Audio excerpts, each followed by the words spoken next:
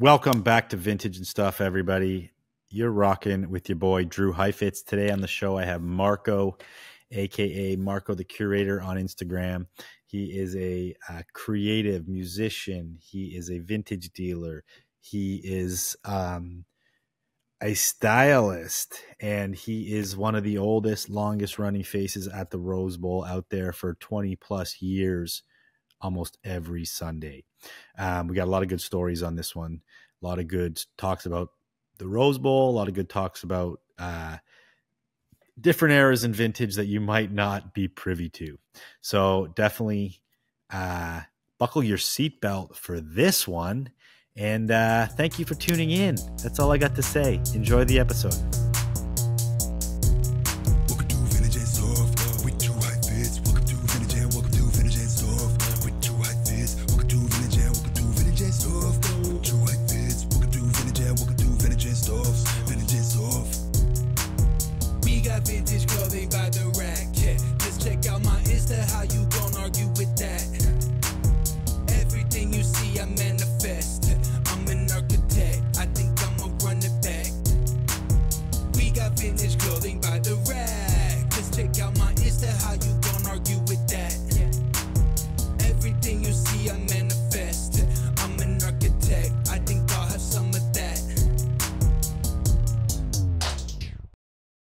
All right, Marko, a.k.a. Marko the Curator. Welcome to the show, my man. Yo, what's good, brother? What's good, everybody? How you doing? Chilling, man. Appreciate you having me here, man. I know we've been trying to work on it for a minute and a half, so yeah, here we are. For sure. It has been a minute. Hopefully I don't screw it up too bad. Oh, no. You got this. You got this, my man. So we know each other from way back in the day. Like we were just talking off screen, 2005, 2006 Rose Bowl days. You have been a staple personality at the flea market. Thank you. From way back then, from when I met you, but even previous. Mm-hmm. And, it's interesting to me because I think you've seen the business, you've been in the business, but you've been so steady at the Rose Bowl that you've been able to see the business morph, right, through all its different iterations. Oh, yes, indeed, man. Through that flea market, because that flea market, when you break it down, is a meeting place. It's a place of commerce. It's for many, many years was one of the major hubs of the vintage business. Indeed, it was. I still not as much anymore, but I went religiously for like over 20 years, and at one point, it was strictly for business. I was buying for a Japanese company, and then at another point, it was just to see friends that I had great connections with, like yourself, that I knew for 20 years, but I would only see once a month. Now, that might sound weird to people, but like, you build with people throughout the years. So, yeah, you do. I've definitely seen, the full circle, and then it even circle again, man. But it's got a life of its own out there. Totally. So that's awesome. I'm excited to get into a lot about that. I'm excited. You're also a creative. You are a musician. You say you're not a stylist, but you've done a lot of styling. And I'm not a musician either anymore, man. There's lots of facets here for your discussion.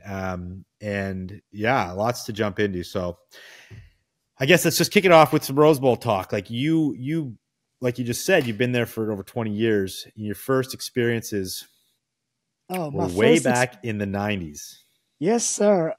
My first experience, man, my boy Johnny the Greek, man, he took me the first time when I was like 16. I was in high school. I was about 96. I was about 15 or so. My man John. So a lot of y'all, like vintage heads, if you don't know, like the 90s were booming, and especially in Japan. Japan had like this, the economy was all time high. Like the yen was killing it. The dollar was nothing. So in the 90s, they were the ones coming out here buying all this shit. And I'll let my boy John, if you ever interview him, tell it, but he's my older head, and he was like selling Levi's and Jordans to the Japanese in the 90s before Nike even retroed anything. Because I think Nike's first retro was the 3 in 94. But before that, I remember like he would pull up at the local park where we'd be playing basketball, and he'd have he had a little truck and the bed was full of just random Jordans and I would bug out.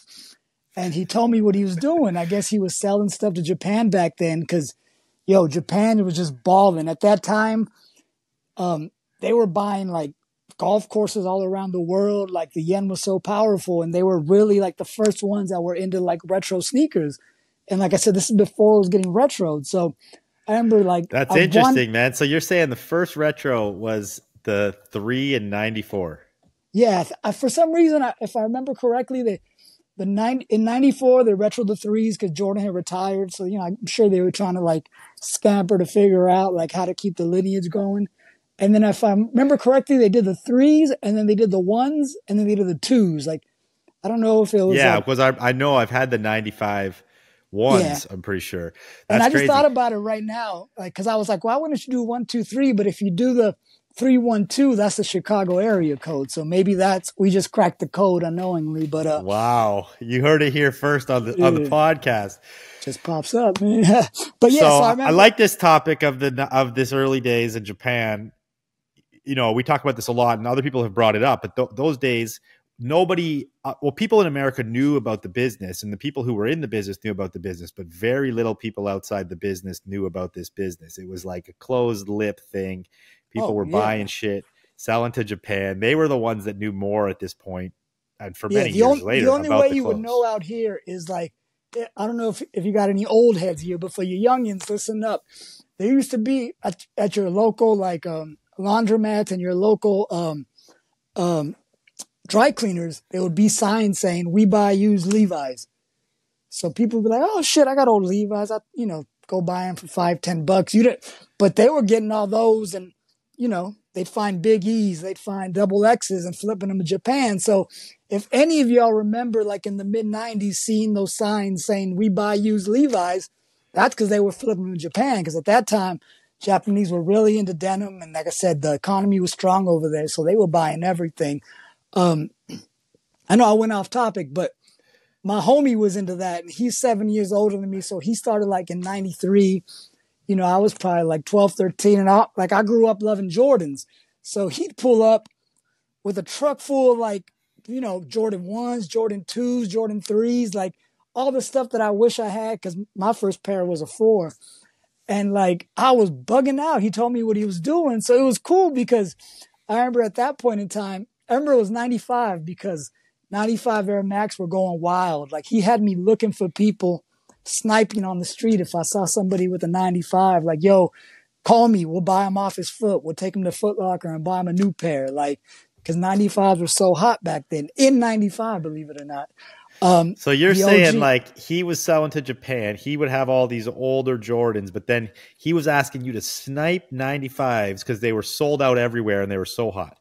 Yeah, for some reason, 95s got really hot around that time. There used to be this very, very prominent fashion magazine in Japan called Boon. It was like GQ meets sneaker culture meets fashion. And those shoes had just come out. It was just, Nike's basically like inline running shoe for the year. And it came out on the cover of Boon and people went wild. So like, I know some pairs, like used pairs were being sold for like $1,000 a pop back then. Like, for some reason, that shoe was just crazy, brand new or used. So like, I remember my man would like tell me like, yo, if you see anybody with these, like call me. So like, I'd be looking for people like whenever I went to a restaurant, but it was all that time. It was 95, Jordan 11s were out. And I remember, he would tell me, yo, I'm looking for 4, 5, 6, I'm looking for any old Jordan. So I would call up all my cousins and, cause all my older cousins had Jordans. And I'd ask if they still had them, if I could buy them off of them. So, they'd sell me for like $10-15 and I would trade my boy John. And instead of selling it to him, he would just always lace me with Jordans in my size. So like, I remember all through high school, I think my freshman year was like 95 or 95, 96. All through high school, I had not only the new Jordans that came out that year, but I remember having Jordan 4s, 5s, and 6s, OGs in high school. Like this is like I said, nobody had retro those yet. Besides those 1, 2, and 3s that got retroed in 94, they didn't retro like again till like 99. They retroed the 4s, but like all in high school, I remember I had those. And finally, like in 96, like I wanted to see what he was doing. So he's like, fuck it, I'll take you to the Rose Bowl with me. So it was probably around 96, my first time. And I bugged out because he was like, yo, I'm just going to go take my leftovers. And like, I remember pulling up in his little van, dark as shit. And I just remember like the sound of shoes dropping, like, blah. And as soon as they drop, you'd hear feet scurrying. And a little Japanese guy, oh, how much? And I'll never forget this because it blew my mind. It was a pair of Royal 85s. And he's like, how much? And he was like, oh, my buddy was like 700. He's like, oh, no, 600, please. And my buddy was like, yeah, whatever. I don't care. And for me, like a little kid, like, oh my God, you just sold those for that much, thinking it was a lot. And his answer was like, oh yeah, I don't care. Those are my leftovers. Like, and I remember bugging out on that. And just for me, who like, I grew up on Jordans, man. Like that was the carrot my mom held over me, like to get good grades. Yeah. So do your homework. Oh yeah. So like from 89 up, I was there opening day to get shoes. And like, so I always wanted the shoes I never had, the 1s, the 2s, the 3s, you know what I mean? Like, so seeing him out there doing that, like, blew my mind. I was bugging, yo. But how did you know John? Like, was he a family friend or something? Oh, man, it's funny. John went to school with my older brother. So, okay. You know, I was the little kid always trying to hang around with the older kids to be cool. And then, like, my brother would bring them over and they had Jordans on and I had Jordans on, like the Jordan 5s maybe. It's just, yo, these guys are so, you know, when you're a kid, you look up to your older brother and his friends.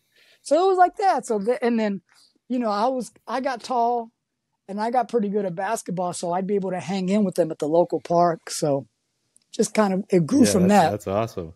Yeah. But I love this early Rose Bowl and like the Jordan talk, because I said it a million times, but the vintage business was founded on Jordans and Levi's. Like those are the two staples that really kicked off this whole business. Oh, don't forget Hawaiian shirts, man.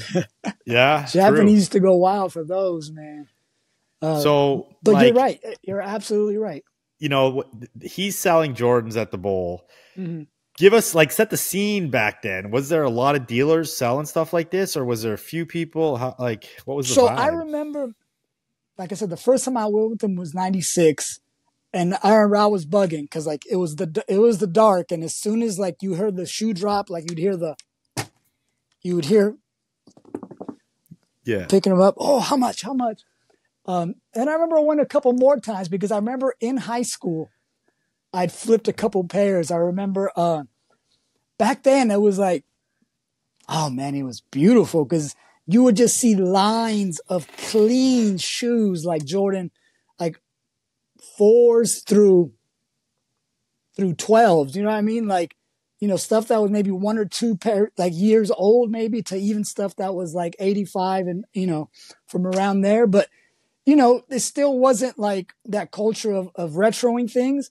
So for me, I was a kid in a candy store because I was like, oh my God, there's some OG 4s, like, you know, OG, I say OG just because I'm, you know, but there are some 4s or there's some 11s. So I do remember in high school buying a pair of powder blue 10s and probably like my senior year and flipping them to a homie who both him and I had them freshman year. So I was like, I know who would want to buy these. And I remember buying those. And I remember like buying a pair of 89 cement 4s because the other homie said he used to have a pair. So I was like, yo, I found some for you. So like, I remember as early as back then in high school being able to flip shoes. But yeah, that shit was wild. Like the late 90s, the first times I went, because it was just, to be able to go in a time machine and go back now, it was just nothing but cream of the crop, man. It was beautiful. And it's funny because I'm a shoehead, so I zoned in on that. But yeah. My first time at the Rose Bowl, we actually bought a shitload of shoes too. And I remember getting super hyped on shoes. But this was like 2005 or something. So we're buying like Air Force 2 high tops and like old Con high tops. And this is when I was like really into wearing like all the high tops. Yeah. You know, by that point though, you couldn't go out there super easily and see all these Jordans. It was like already blown out, right? Yeah. Like by that time you'd be lucky. Like, you know, you definitely see ones up there, but You weren't seeing much besides ones or 11s. Like it kind of tapered off. Yeah, that's wild. And you talk about the Japanese economy, like their money's booming. They're coming over here spending all this money. You Yeah, know, I realize it's crazy that they would like, if the dollar was cheap, they would buy dollars. Like, you know what I mean? Just to have them on deck. To me, yeah. that whole process of buying currency was wild and unheard of. But I mean, that's a power move, man. Yeah, it's like trading anything. It's like trading stocks or something. You buy the currency when it's low and wait till it goes up because their dollar fluctuates, and we notice it so often in the business. If you've been in it long enough, you've heard them complain when the dollar's down. Like when the yen's down, they're spending less money, and you're not able to get those prices that you thought you could get. Right? Yeah, they're not even flying over here if the yen is low. Like, yeah, they're very strategic with it, man. They're great business people. They have great business acumen. Yeah, and like right now, I think it's low, so you're seeing that, and which it's funny because it's low, so they're spending less. And I hear a lot of people going there with U.S. dollars, so it flip flops too now because now you can go there with the U.S. dollar and the yen's cheap, and you can buy shit and bring it back, or fucking just if you want to go visit there, like now's the time because it's way cheaper to go there. Yeah, like I said, it's all circular, so it's funny how like those tables turn, and now the dollar is more powerful than the yen. But yeah, in that 90s, before that bubble burst, like they were out here like just searching for like the craziest stuff. And I think that ultimately triggered Nike into retroing things because they saw this culture growing. So I'm glad that I got to see it at the onset. And yeah, shout out to my boy John the Greek. He took me out there my first time, and it just, oh wow. So that was the first time, and seeing that, and I remember like just everywhere you saw it was heat. And I remember buying a couple of shoes and even flipping in high school. And then that was my first time. And then I started going back. I went with him a few times after that. But then maybe like in the early 2000s, maybe like '03, maybe give or take a year, he had passed on one of his old clients to me because he had like, my man John, you definitely got to interview him, man, because he had the hindsight to see the insight to see that the bubble was going to burst. So he made his money and dashed. But fast forward like 6 years later, one of his major clients hit him up. He's like, "Yo, like I need some help. My wife is going over there. We got to go source vintage and some new product, contemporary stuff for the stores." And my man John was like, "Yo, I'm busy right now, but you remember my young homie?" And it's so funny, man. Like, I remember I met the dude once. His name was Masa. And when I met him, I had like some real baggy, like Ralph Lauren, like denim colored chinos and like, I was low out back then. And I had a big afro, and the dude remembered that. He's like, "Oh, to me, it was like a hip hop Steve." You know what I mean? I used to wear like size 38 pants and double X shirts and just wild hair. And the dude Masa was like, "Oh yeah, that guy, he looked like a surfer." He's like, "I like his style. Yeah. Connect me." So it's funny. It's all I've always kind of gotten in through doors by my outfits and my style. And so starting like in 2002 or 2003, it was him and his wife, Masa and Tomo. She started coming in once a month, and they were always looking for stuff. Like, so at first it started off as me kind of just driving her around. And then out of boredom, like I would drive her to like the Rhodium, the Rose Bowl, and then like downtown LA to like look for contemporary stuff because they had a couple vintage boutiques, and then they had like an American boutique where they carried American brands. So I would take her shopping, and that's how I like started going back to the Rose Bowl and the Rhodium and being in that market. Cause I remember every month at that point in time, it was like when Britney Spears was really hot. So like every month we were looking for like women's Western boots from vintage suppliers. And then we'd be in downtown looking for baby doll dresses. And then, long story short, like she ended up just trusting me because she knew I figured it out. Because one time we were in downtown, and the first couple of times she came, I was bored. I was just kind of rolling with her. But then I would just, to break the monotony, I would start looking at clothes, like the new stuff. And she'd be like, "Oh, you like that?" I'm like, "Yeah." So I made my picks, and my picks ended up selling well. So next thing you know, I was her buyer. she'd be like, pick again. You know, your picks last month are good. And then we just built that relationship where she's like, I can't come this month. I just wired some money into your account. Please go find me. Like, so essentially, you're now this buyer. You're an American buyer for this Japanese company, and they're having you like run around and just buy shit. Like, talk about this some more. I think it's a good topic. Like, what items were you buying for them at that point? Quick intermission from the show to let you know that this episode will end at 45 minutes, and we have over an hour and a half episode for you guys to keep learning, to keep yourselves entertained. All you got to do is jump on the Patreon, and you get a 7-day free trial, and then it's only $5 a month. 7-day free trial, then it's only $5 a month. Click the link in the show notes down below. Jump on the Patreon and get all the full episodes, no ads. Let's go.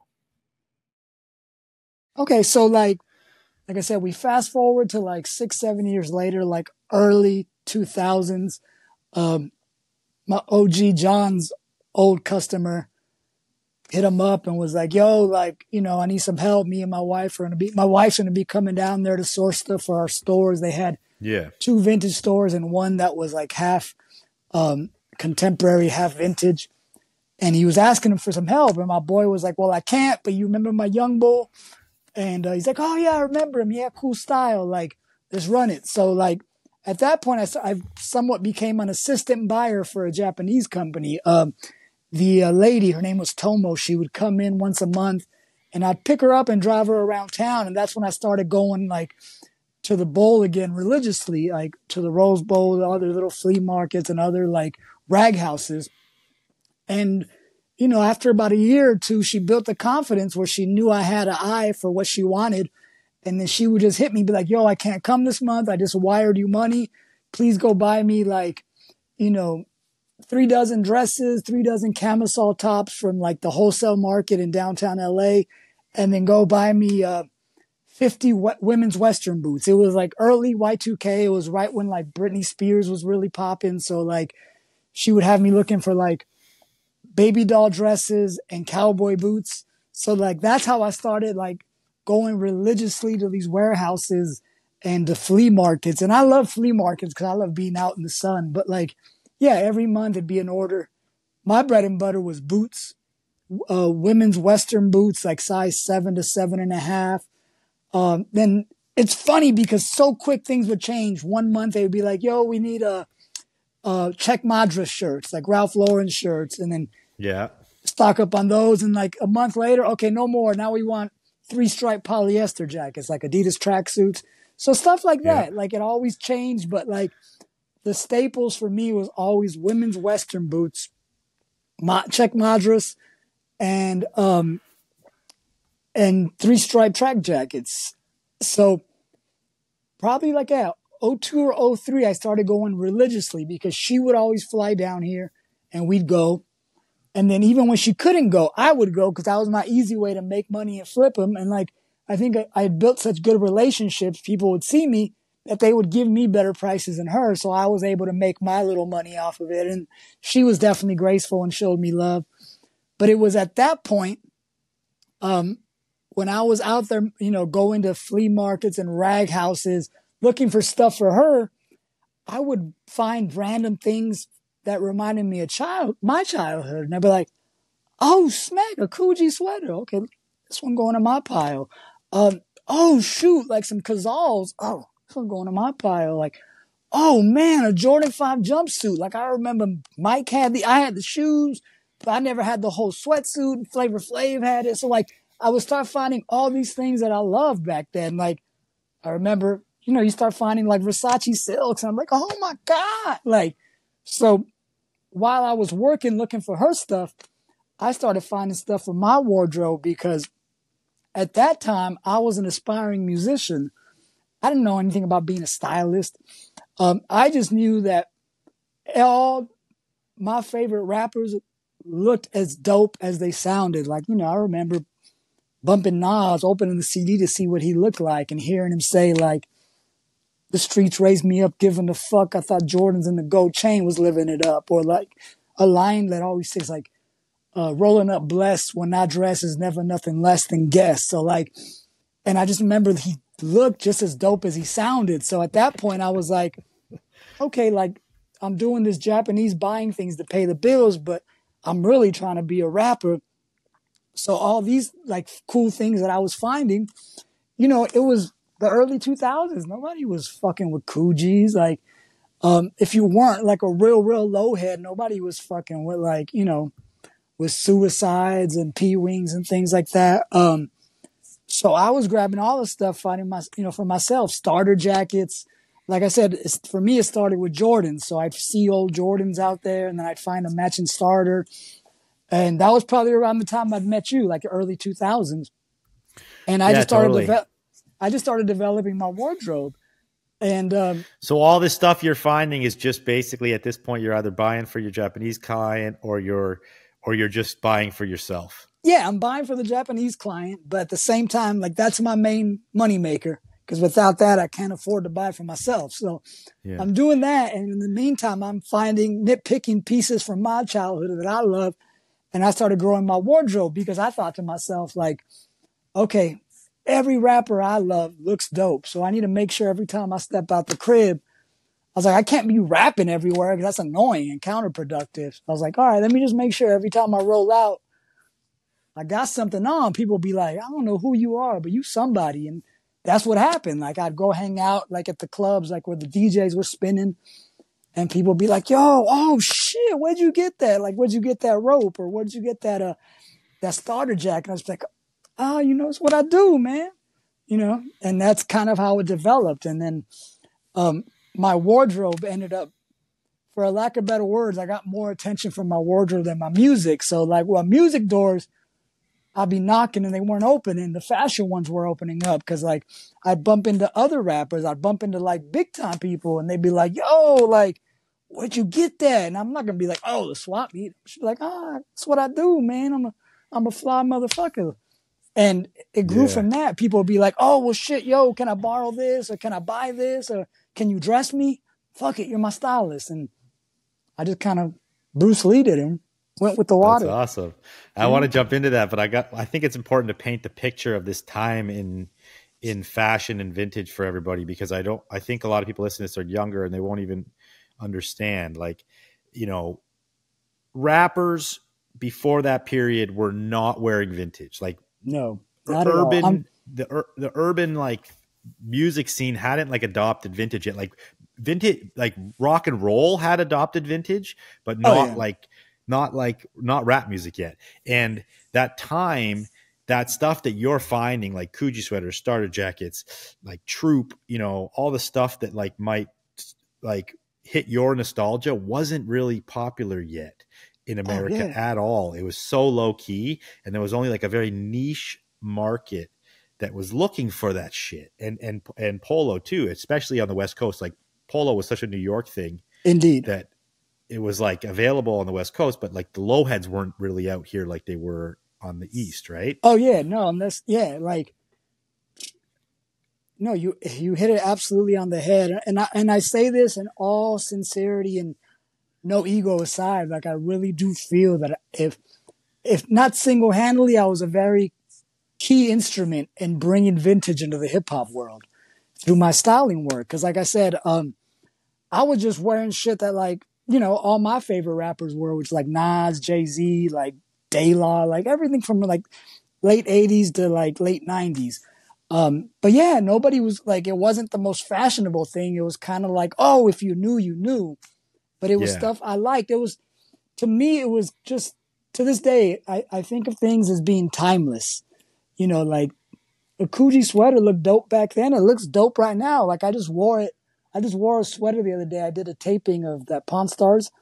And, you know, I get it every time I wear them. I get looks. I get compliments. So, and that's a sweater that's 30 years old, 30 plus years old. So, like, there's certain things at least in my eyes, that are timeless. And that's what I tend to gravitate towards doing. Maybe it's because I grew up during that golden era of hip hop. So did you just say you did a taping of Pawn Stars last week? No, a couple months ago. I think it's airing next week, actually. But yeah, that's been my recent gig for the past couple of years. I am their vintage expert on that show. So I'm honored because I was a fan of that show to begin with. Because, I think anybody like us who spend so much time at flea markets, you come across interesting things, even outside of clothing. So when that show came out, I resonated towards it. So for me to ultimately be asked to come upon it, oh man, it was a dream come true. I can't complain. Yeah, that's rad. I mean, those shows are epic, and Pawn Stars is one of the longest running reality shows in that genre. And I'm pretty sure I've seen you on the episode. Were you there like authenticating like a Rolling Stone shirt one time or something? No, I think that was Hyro that did that. Oh, that was Hyro. Yeah. So man. I've never seen. I don't think I've seen you on an episode. Drew's racist. He thinks all Mexicans look alike. No. Oh, snap. Getting canceled on the show. Oh, damn. No, he did one, but I did a few of them. I did one where they called me in to verify it was super dope. It was a Garbage Pail Kids t-shirt. Nice. But it was just mad young because, they were for kids. So I was like, if it would have been an adult side, it's a couple $100, but it's a kid's shirt. So, $70, $80 at the tops. I did that.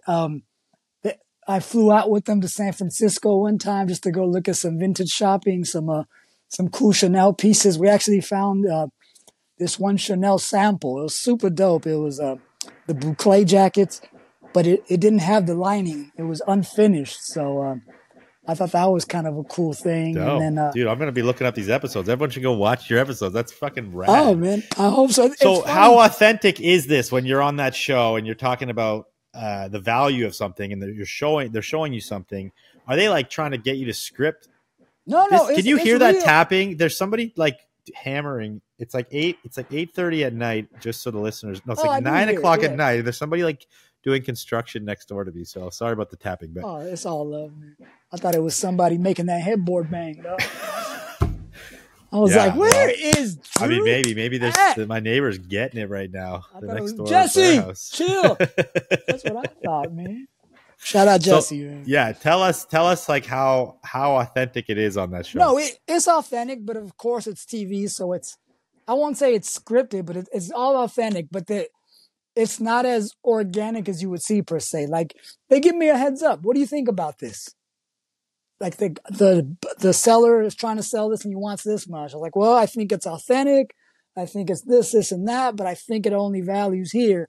And I guess once they figure out like what works well for TV, then they'll be like, okay, we're gonna run this. You know what I mean? Yeah, so like, totally. So it is authentic, but of course, since it is TV and production, they have to make it. They got to plan it out. Yeah, they have to make it look TV ready. So, but no, everything's legit. Like.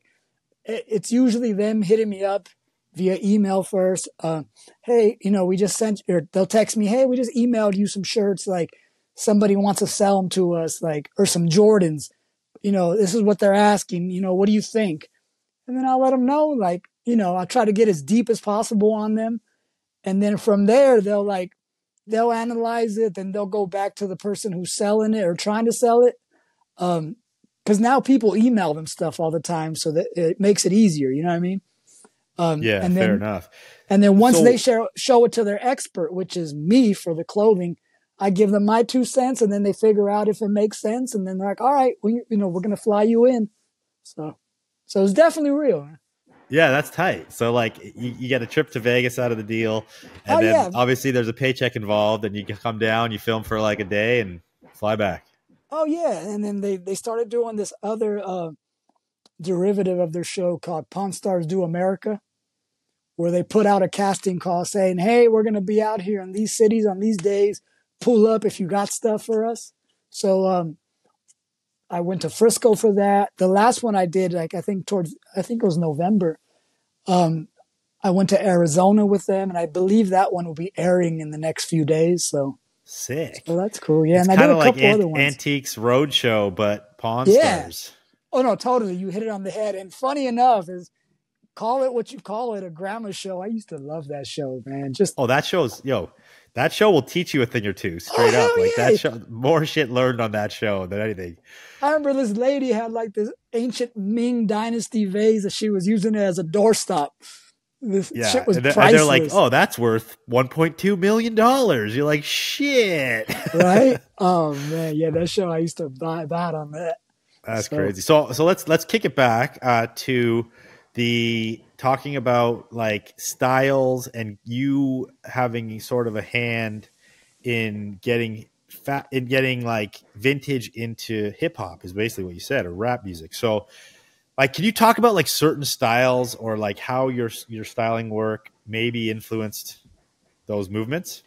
oh, okay, with the styling work, that one's fun. Like, I'll give you a prime example of things. Like, um, I would go out like in Hollywood, go to parties, and like I'd have a night like some nice baggy ripped up 501s with like an oversized Versace silk, and I had the matching Biggie glasses, like, and people would wild out, you know what I mean? Because like, oh, them the Biggie Joe, oh, like, Yeah. and like I definitely saw that because like I remember, I remember starting to do that, and then like a year later, Trinidad James came out, you know what I mean? Like, and I definitely know like I'm always late to social media because I'm like, I'll do this for myself and to be in person. You know what I mean? Like I was never one really to flex for the gram. I got on Instagram real late, but I remember he was following like, you remember my man Millie?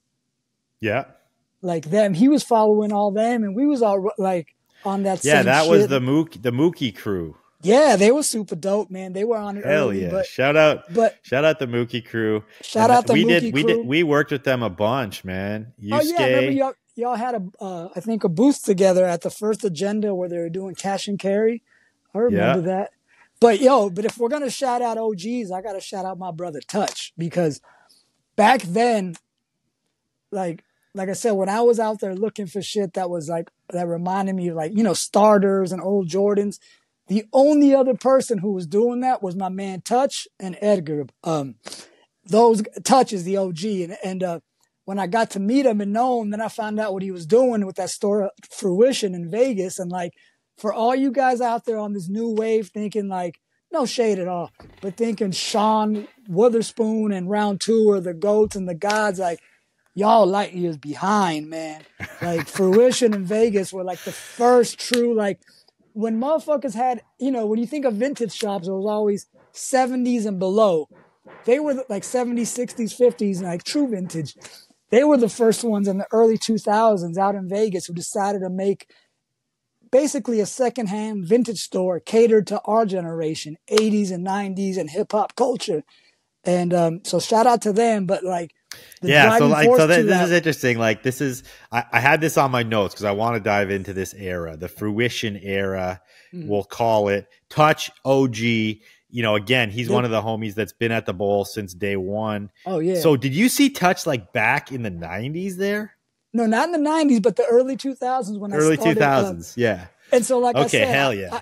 I'd be out there, buying stuff, for the Japanese boutique, but I would find things for me, and like I noticed the only other person really buying the shit that I was into was Touch.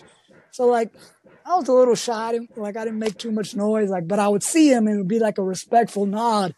And then this is how beautiful like life is. Like the Japanese lady came, she's like, I got an appointment with this guy in Fontana, and it ended up being Touch's dad. I don't know if you ever met him. That guy is a legend. Big. I think I might have met him like once or twice, but by the time I was in it, he was kind of like took a back seat, and Touch was always out there. Palm is the illest. Like that dude is an OG. That dude retires when he doesn't want to do it anymore. And then when he gets an itch, he comes back because he's got so much shit that like people were knocking, like, yo, let me go through your warehouse, and you're just like, man. So, and I was one of them with my boss. We went up there. And then who do I see? That one fly dude I always see at the Rose Bowl. It was Touch. And he's like, hey, yo, what up, man? My name's Touch. Nice to meet you. I was like, oh, shit, yo, what up? So that was how we finally clicked. But, he was the one other dude I would always see out there at the bowl. It'd be him, and it'd be Kurt from And Still. Yeah, For All the Envy. Yes. Yeah. Those two were the only other guys out there looking I got for a memory stuff, of, and then you guys came. Yeah. Yeah, and I think, like, that was for me, that was like the golden time at Rose Bowl because it was my early days, right? And it was super fun. We all would eventually we all knew each other. We would all hang out. We would all shoot the shit, talk about what you found that day, talk about whatever, and just we were like this young. Yeah, we were the young guys out there Oh compared hell to yeah, like all the older yeah, dealers, because and it was all nobody was old. looking for what we were looking for. Yeah, it was basically like older paisas out there, like who were still selling, still trying to hold on to like what the Japanese were buying, and then it was this new wave of people like us. You just made me. You know who else I met out there? I remember I met Jeff out there from Riff before he even opened Riff. Like he would be Wow, one of those dudes I'd see there because we both be looking for like Jordan 5 jackets and stuff like that. So shout out Riff again. The OGs and like in consignment sneakers is Riff LA, and then he's gone all across the world. So shout out to the OG Jeff. And nice. do you remember Yeah, Cliff? Cliff. No. He was an older Japanese guy with the big Fu Manchu mustache. He always had the Can't recall. craziest sneakers. I think he said his daughter worked like at Foot Action, so he always had the plug. But like, yo, I remember he had like Sammy Davis's jacket, like, and then he was the first dude he had Paris Dunks right when they dropped, and I didn't know what they were yet, but I remember in '05 or mid 2000s, he was out there. He had like 2 or 3 pairs selling them for like 900. And this is Wow. before all like, now that you see Yeah, them aren't 100 all those the like? time. Don't those sell for like 20 or 30,000 I bucks think now? so. And I remember Yeah. seeing them for 9 and being like, what the fuck? And I'm like, and I look back now, I'm like, shit. Like, that would have Yeah. been a steal of the day. We all got those stories. So I have my first memory of Touch and Edgar. Edgar now I think he's back in Mexico. My first memory of Brujos these Vintage. guys. You got a shop out there. He killing it. Yeah, he's in Tijuana, right? Yes, sir. Yeah. So my first memory of them is they're walking around the bowl. Edgar's wearing the Peter Max pea coat, the one that's like multicolor. Yeah. It's like a sick vintage piece. I remember this so clearly because I'm like, I knew of that jacket, but I'm like, who's this dude cruising around wearing this Peter Max fucking pea coat? The jacket even back then was like a $1,200-$1,500 jacket. Probably with And some I just duck thought boots, it was so stunting. I'm like, these guys are fucking looking fly as fuck. Oh, And yeah. You eventually we could not became help but friends notice because them. you couldn't. And, this is a good segue. So we're talking Fruition era. So then, Fruition is this store in Vegas, owned by Chris Julian, and his sister was involved. I think his younger sister Val is still running it, Val. but it was Chris and his girl Samantha, and Yeah. then but the heart of it was Touch, man. Like they heart of it was sniped Touch. Touch out here, yeah, because they knew Touch. Touch grew up in this game, you know what I mean? Like his dad had vintage shops and was out there, so Touch had that line. Like he just knew what was up, man. Touch is Yeah, good you people. call them like there's a word for what he is. It's like a maven or like like somebody who is on the ground level that sets trends that then go on to be like massive corporate trends, but like through the lineage. Kind of like how you're talking about, like you meet somebody in the club, you meet the DJs, then they're into your shit. Then next thing you know, it's like somebody in a fucking stadium on stage is wearing what you were wearing because like it got passed down, right? Yeah. Touch was kind of that for Fruition, but then it even went farther. So Fruition's like the store, small store, but in a strip mall in Vegas, like not even like impactful. Not even in like a major area. Like you had to like drive out of the main Vegas area to get to it, but it made waves essentially. Oof, right? Ridiculous, yeah, huge waves. Yeah, and I don't want to tell his story because his story is amazing, but just so you guys know, like. Because I said this about him one time and he laughed. Like he was the Ian Connor before Ian Connor was born, but with real style. Like he was the one pulling up to Ye like to drop off vintage samples that would ultimately become pastel, which I know you all know what pastel is. But I don't want to tell his story. All I can tell you is he's a legend.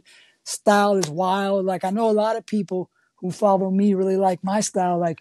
He's one of the few people who I looked up to. He put me on, like, before him, like, I didn't know what MCM was. And, like, but he put me on a lot of shit. And as dope as he is, just hella humble.